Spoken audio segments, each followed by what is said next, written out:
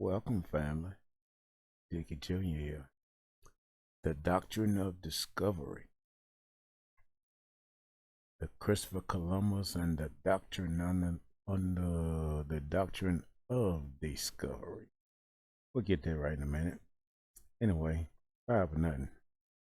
5 things you need to know.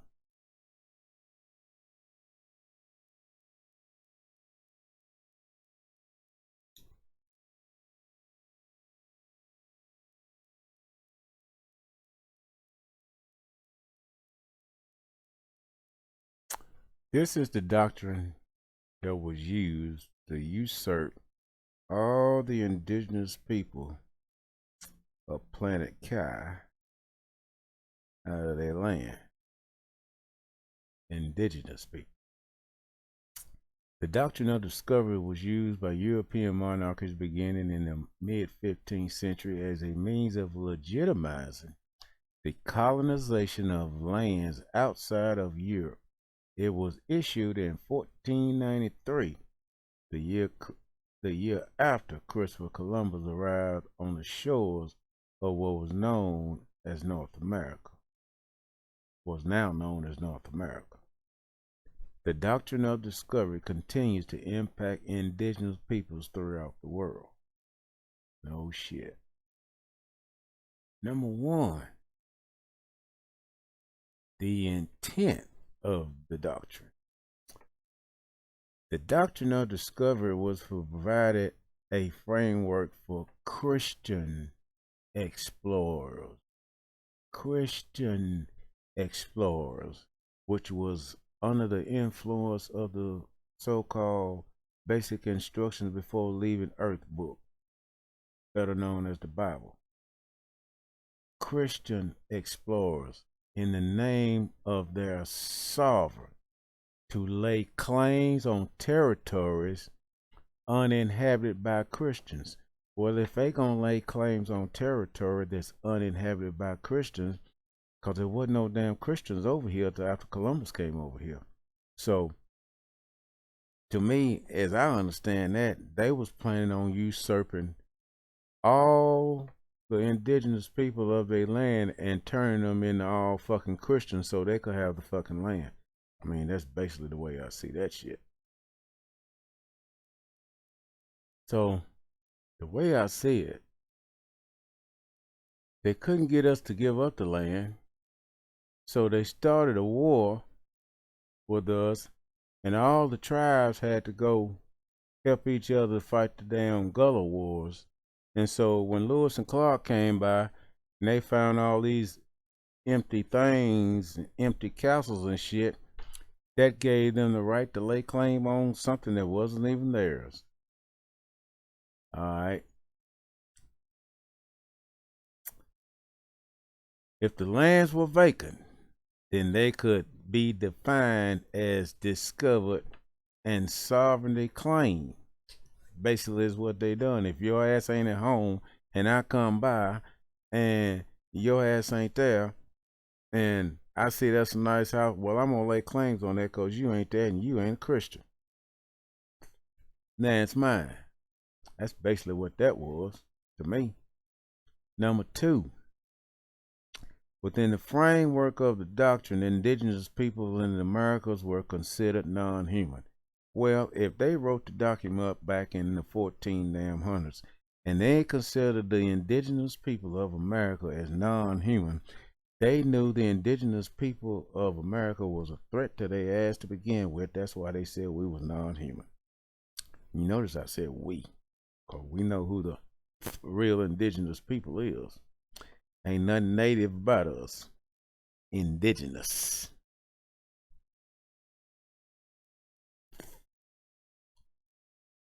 I gotta take a toke off of that one. Now, since we're supposed to be non-human, the presiding theory of the time was that indigenous people, because they were non-Christians, were not human. So this is how the damn Pope defined people he hadn't brought up under his rule as Christians. He defined indigenous people as non-human, and therefore the land was empty or terra nullius. When the Christopher Columbus arrived in 1492, it was estimated that the Americas were actually occupied by 100 million indigenous people. Where did 100 million people go? They wrote off 100 million people with a pen. 100 million,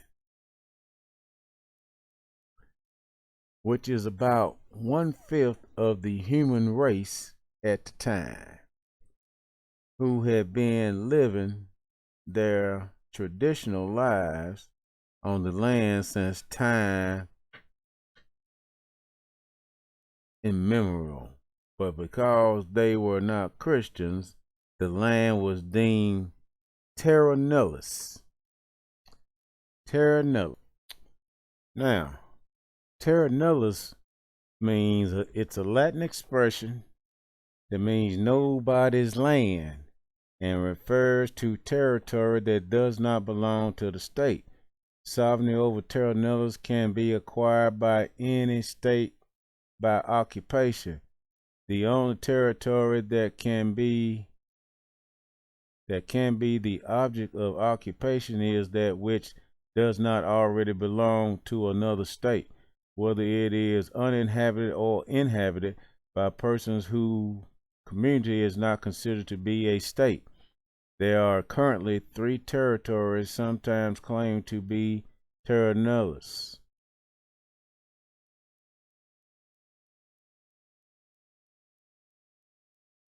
Sound like to me terra nullius is basically I can claim your land if I want to if you don't ride with me.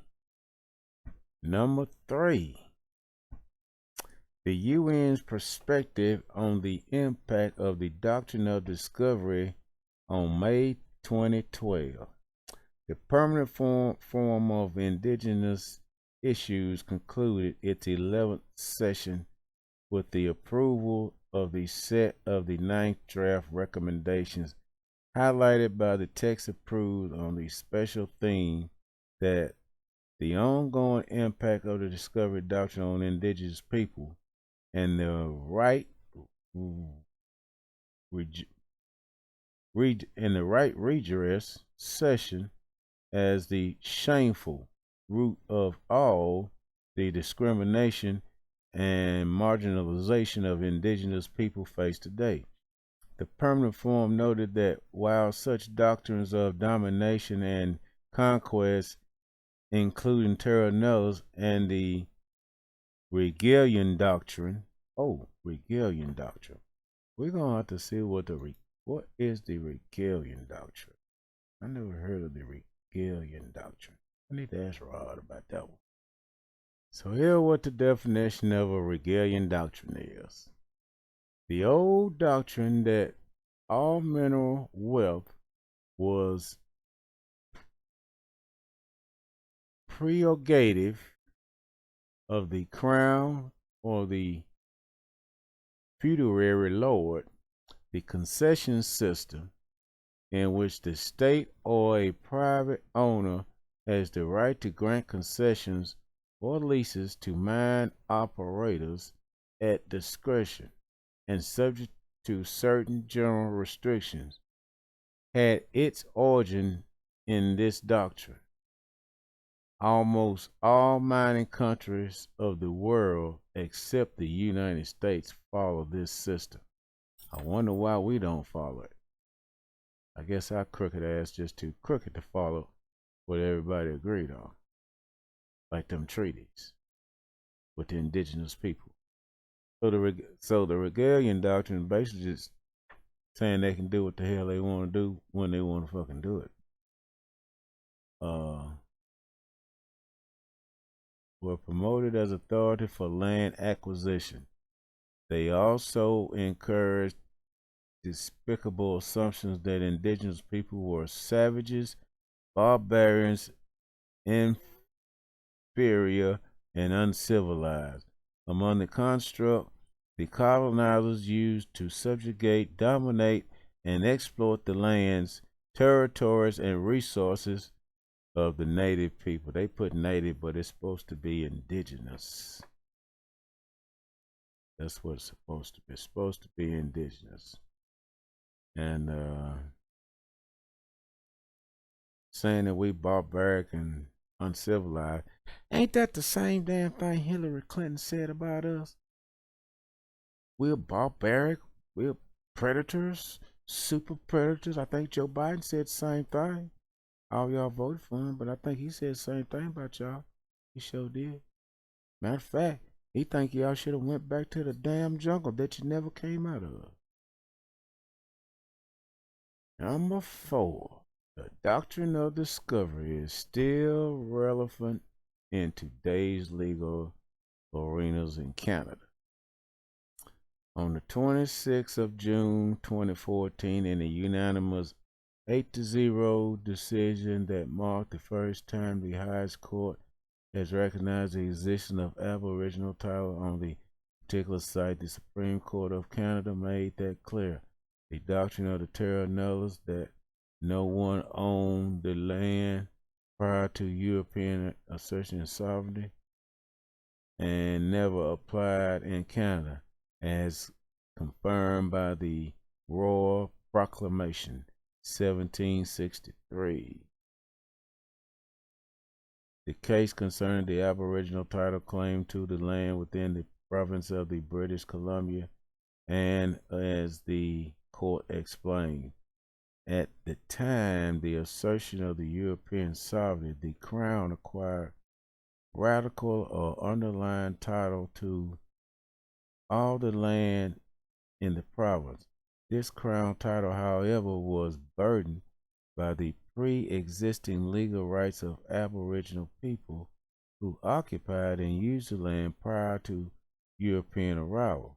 The Aboriginal interest in the land that burdens the Crown under land title is an independent legal interest which gives rise to the fiduciary duty on the part of the Crown. Yeah. Then they repudiated it down here that they didn't write this stuff, but you can't make this shit up. This is better than a B movie. But anyway, I wanted to share the little doctrine of discovery that they said it didn't exist, and how they call the indigenous people non-human. That's what the Catholic Church thought about anybody that wouldn't follow that Christian rule. But anyway, free Larry Hoover. Shout out to Rod Hayes. Shout out to Dice Game Jizzle. Hashtag Vicious TV. One love, everybody. And I'm out.